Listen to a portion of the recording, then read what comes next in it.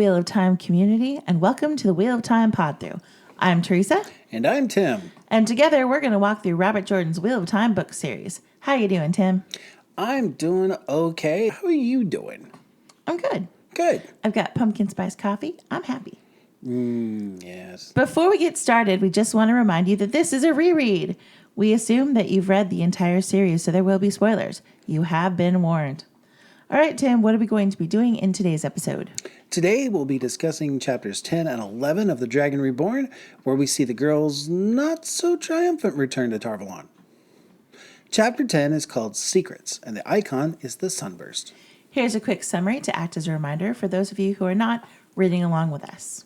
Varen leads the Supergirls with Huron and an unconscious Matt back to Tar Valon, and Egwene is dealing with some serious PTSD after the events in Falme. Her emotions are all over the place, and she's lashing out at everybody, whether it's warranted or not. She's been dreaming about Rand and is concerned for him. Nynaeve tells her that Rand and Perrin will have to take care of themselves because they have their own troubles to deal with. She can feel a storm coming. The girls notice that Huron senses a disturbance in the force and asks him about it. He says that he smells trouble. They exposit for several pages, just in case you haven't read the previous books, and then are interrupted by some White Cloaks.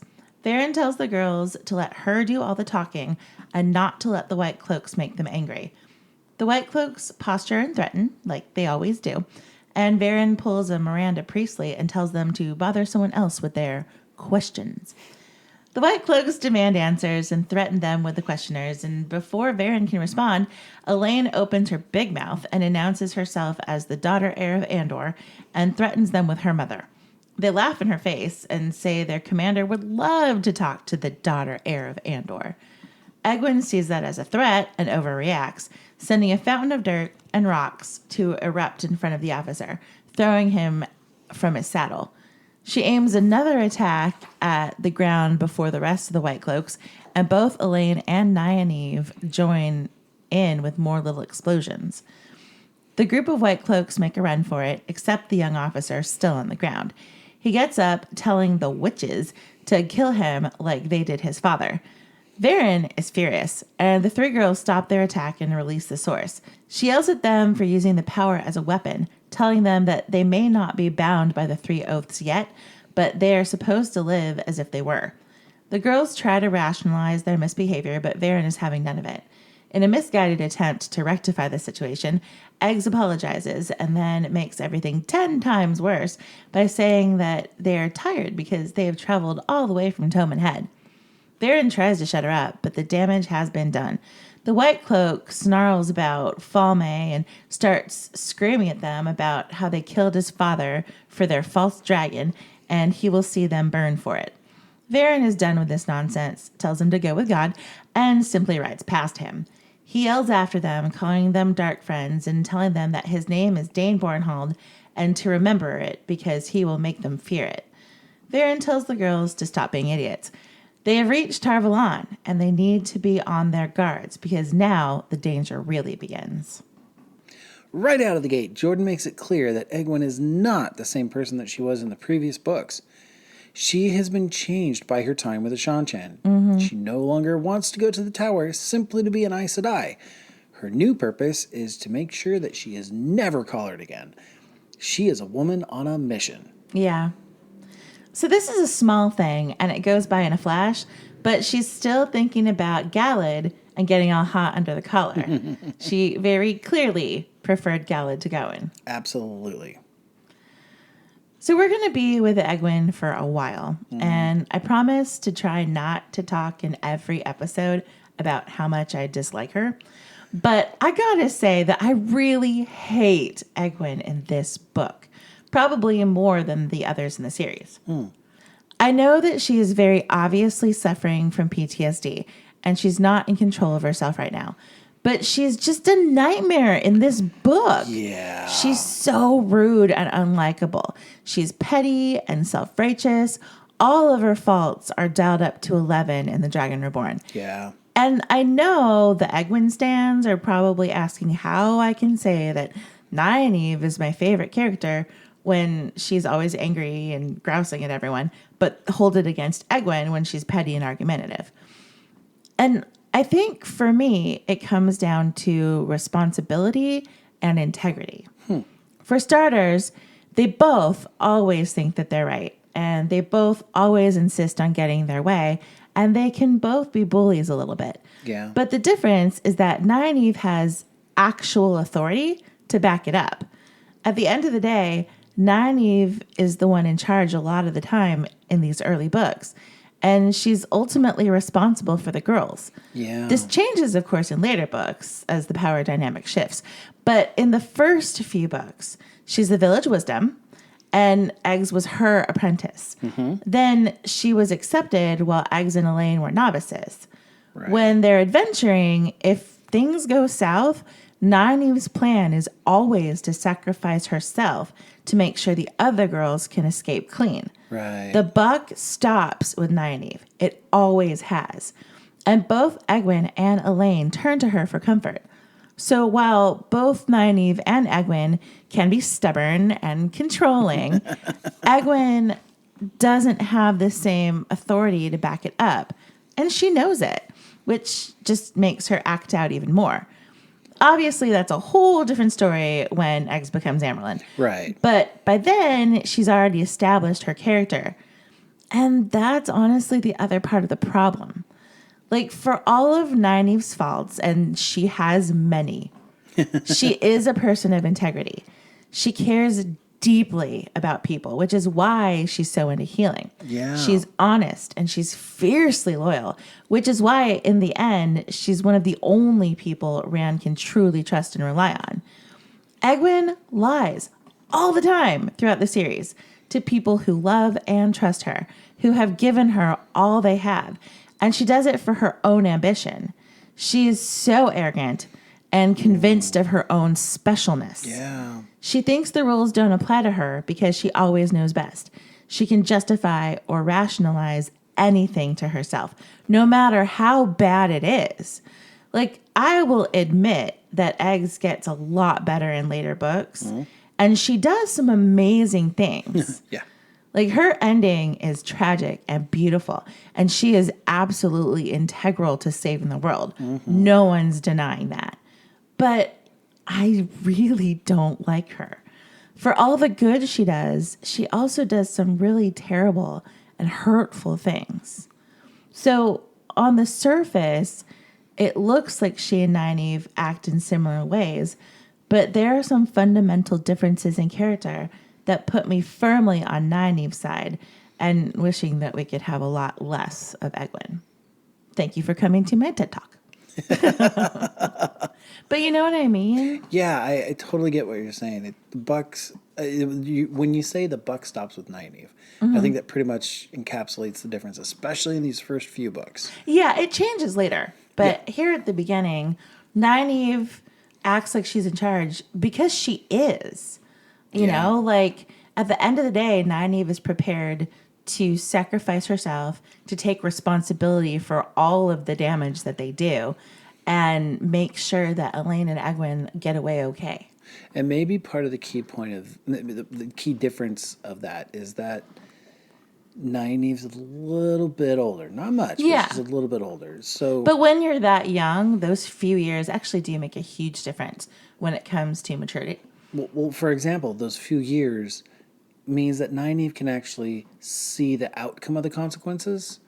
Where, like, I'm sure Egwene, if asked, would be like, I would totally accept the consequences. Well, but she would say that without knowing what they are. Right, without like Nynaeve, thinking through them ahead of time. Right, Nynaeve does know what the consequences are and is willing to accept it, whereas Egwene may not necessarily be able to make that connection yet. Right, yeah. So that's so there's that. But also, we have to take into account the perspective that Jordan has chosen to give us and his use of unreliable narrators. People deal with trauma in different ways.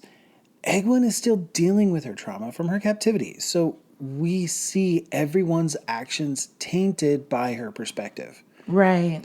I think this is why Nynaeve comes across as so overbearing. Egwene is done with being controlled by anyone, and Nynaeve is above her in the tower hierarchy.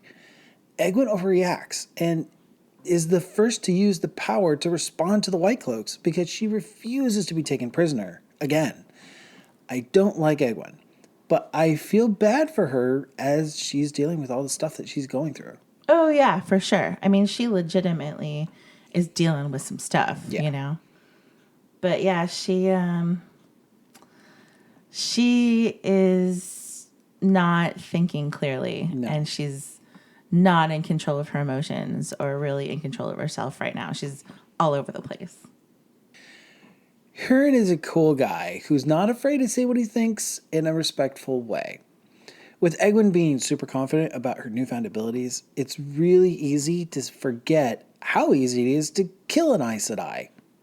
Coming from Shannara, he's very much aware of this, and I'm going to miss his even kill practical worldview when he leaves. Yeah, me too. Jordan lets us know that Matt is on death's door.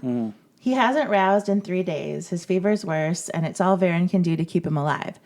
Throughout the whole thing with the White Cloaks, Eggs keeps thinking that Matt can't afford any delay. Right. Nynaeve said he probably only has hours left to live. Of course, despite all that buildup, he's going to have to wait another 8 chapters to be healed, but Jordan wanted us to know that he's real sick, y'all. Although I do love the part where Nynaeve admits that she tried healing, and both Eggs and Elaine are shocked. Egwene chastises her that she could have killed him, and her response is basically, please, I was healing before either of you even knew what channeling was.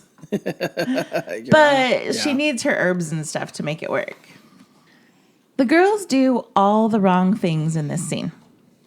Even before the White Cloaks show up, they're talking about defending themselves with the power, even though they know it would be breaking the rules and they could be stilled for it. When the White Cloaks show up, Varen tells them to let her handle it, but they just make one mistake after another. Elaine is who kicks it off, and then it just goes downhill. Like, quote, Elaine jumped in, voice ringing with command, I am Elaine, daughter heir of Andor. If you do not move aside at once, you will have Queen Morghese to answer to, White Cloak. Girl, keep your mouth shut.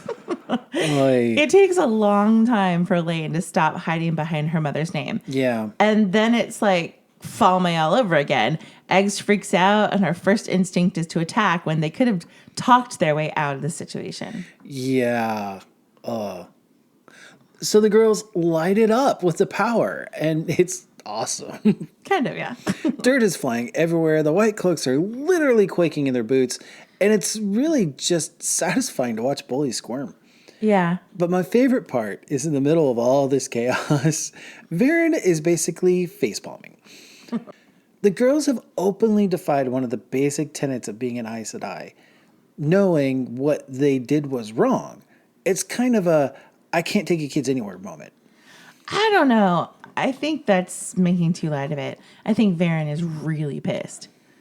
Really? You think she's furious because if you think about it, I mean, she calls it an abomination what they have done. True. Like, not using the power as a weapon is one of the 3 oaths. It's integral to being an Aes Sedai. It's one of the only reasons that being an Aes Sedai is quote unquote safe for the rest of the world.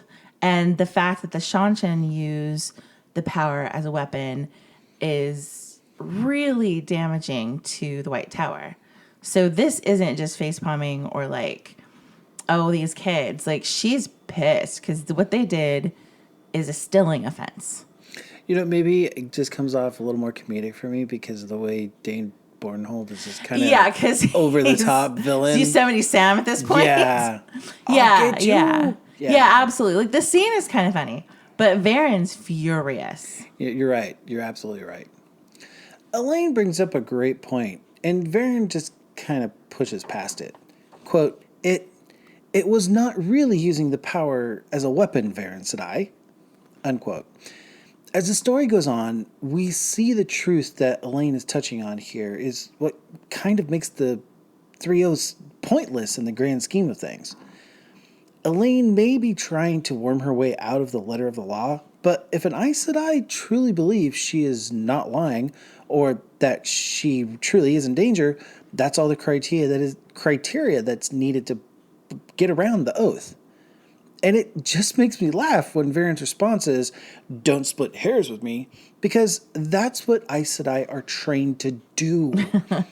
They find ways of interpreting things the way they need to in order to benefit the tower. Yeah. And at the end of the day, splitting hairs is what allows Varen to be the perfect double agent. It's a bit of a throwaway interaction, but it has so much meaning. Yeah, no, totally. Like the Aes Sedai keep the three oaths by technicalities. Yeah, absolutely. So this hot-headed young officer is Dane Bornhold, son of the recently deceased Jeffrem Bornhold. Yes. This scene is just the first of many that will show us that Dane does not handle his grief very well. He was apparently a decent soldier, if a bit overzealous, but once his dad dies, he loses his ever-loving mind. For Dane, this series is a descent into madness and alcoholism. Yeah. It would be really heartbreaking if he wasn't so frustrating. I love that Dane is ranting and raving at them, and Varen is like, and we're done. Yeah. And she just walks away like he's not even there. This chapter really is the true start of the girls getting their training in how to think like an Aes Sedai. Okay. Varen explains to them that rumors spread like wildfire and lectures them on how their actions will have repercussions that must be considered ahead of time. They need to start anticipating these things. They had an adventure in the last book, but now the real training is how to survive as a member of the tower has begun. And we get a great cliffhanger line in this chapter. "Now you must be truly on your guard," Varen told them. "Now the real danger begins." Try putting the book down after that. All right. And that wraps up chapter 10. But before we get to chapter 11, here's a quick word from our sponsors. Today's episode of the Wheel of Time Pod-Thru is brought to you by Road Trips with a Varen. Road Trips with a Varen. Are we there yet? Chapter 11 is called Tar Valon, and the icon is the flame of Tar Valon. As the party rides through the small village of Darien towards the bridge into Tar Valon, Eggs notices a lot more soldiers than were there before. She's impatient as Varen asks the bridge guard about the white cloaks and tries to interrupt before being shushed. They finally move on, and Eggs is surprised by the feeling of coming home. As they approach the tower, Varen warns them to be careful and to guard their tongues. They don't know what's waiting for them, and it's probably not what they expected, so she tells them to keep quiet and take whatever is coming to them, no matter what it is. Huron says his goodbyes, wanting to rush back to Shinar to tell Lord Egomar the truth about what happened in Falme. Varen leads them to a side gate, and almost immediately, Sheriam appears with 3 accepted in tow. She comments to Varen about bringing back the 3 runaways, but with everything that happened, she could almost wish she had not. Egg starts to protest that they are not runaways, and Varen sharply snaps at them to be silent, with a look so stern it stilled all of their tongues. Varen tells Sheriam that Matt is dangerously ill and needs to be quarantined. Sheriam has 2 men take Matt's litter away, and Egwene opened her mouth to say he needed help now, but at Varen's stare, quick and furious, she closed it again. Nynaeve was tugging her braid nearly hard enough to pull it out of her head. Varen grabs the sack containing the Horn of Valair and tells Sheriam that she needs to see the Amyrlin immediately. The girls should be held in their rooms just in case the Amyrlin might want to see them, and not a word to anyone. Sheriam takes Varen literally and tells the girls that if they utter one word that is not a direct answer to an Aes Sedai, they'd regret it. She dresses them down for running away, laying on the guilt that they're throwing away all of their potential. Disgusted, she leaves the 3 accepted to take them to their rooms and guard them. Faelaine, a mean-spirited young woman who Eggs thinks will definitely become a Red, tries to goad them into talking so she can get them into more trouble, especially Nynaeve, who she hates because she's a welder. Theodrin tells her to knock it off and takes Nynaeve. The unnamed 3rd accepted takes Elaine, and Eggs is stuck with Faelaine. Worried and scared, the girls are led to their rooms, with Egwene hoping desperately that the Aes Sedai are healing Matt. When I first read The Dragon Reborn, I didn't understand the significance of how Jordan sets up the beginning of this chapter. Okay. He starts by describing the village of Darien as having, quote, an unquiet history for a little village. Okay. And gives us details on how it's no stranger to the war or being rebuilt.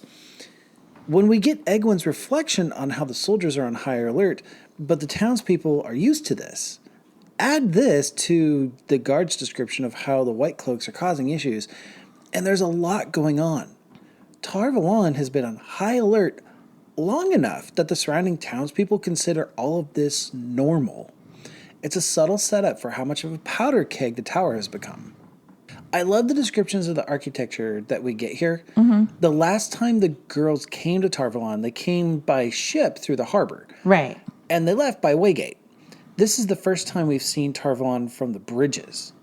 There are all sorts of people, all kinds of street vendors and entertainers, and I like how Jordan describes it as, quote, a hum filled the city like the song of a thing alive, unquote.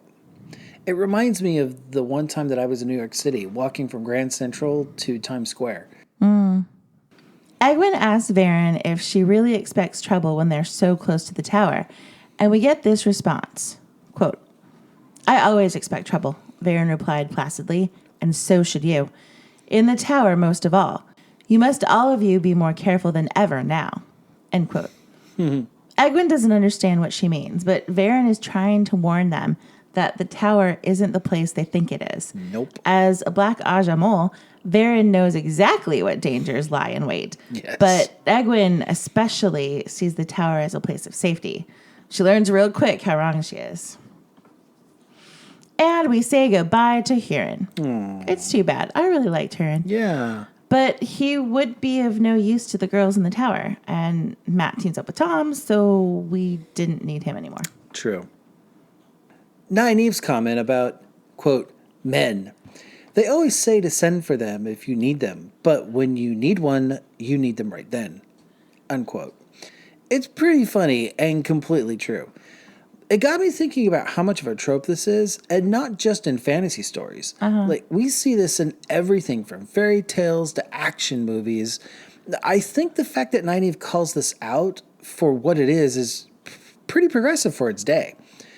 I like to think that Jordan is trying to poke fun at the idea that a woman can just send for a man if she needs help, as if she can just say, hold on, you bad thing, until my man gets here to sort you out. He'll be arriving any day now, so just hold off until he gets here. Right? Yeah. But then Egwene totally undermines it when she can't help but think about having a man with a sword is a good thing to have around. She does not need a man with a sword in Tar Valon, but a sword reminds her of Rand, and she has not let go of him yet. She even has flashes of jealousy over men taking care of Rand. We mentioned this before, but Egwene needs to let Rand go. She already admitted it to herself. She even recognizes that she is letting the fact that they're no longer together impact her judgment. It's time. Totally. And oh my God, Egwene needs to keep her mouth shut. Right? Like, what is she even doing? Varen just said that they need to be careful and guard their tongues. And Egwene can't help herself. Varen usually comes off as pretty unassuming. Like, she's a plump little grandmotherly type. Yeah. But I just picture her as absolutely murderous at this point. Like, it's finally enough to scare Egwene into silence. Which is saying something. It is. And I forgot to mention it in the last chapter, but we got the first mention of Nynaeve's tugging on her braid. She'll be doing that nonstop from now on. Yeah, it's a thing. I feel bad for Nynaeve here. She is a former wisdom, a strong woman in her own right, and is basically being treated like a surly teenager. That has to be tough on the ego.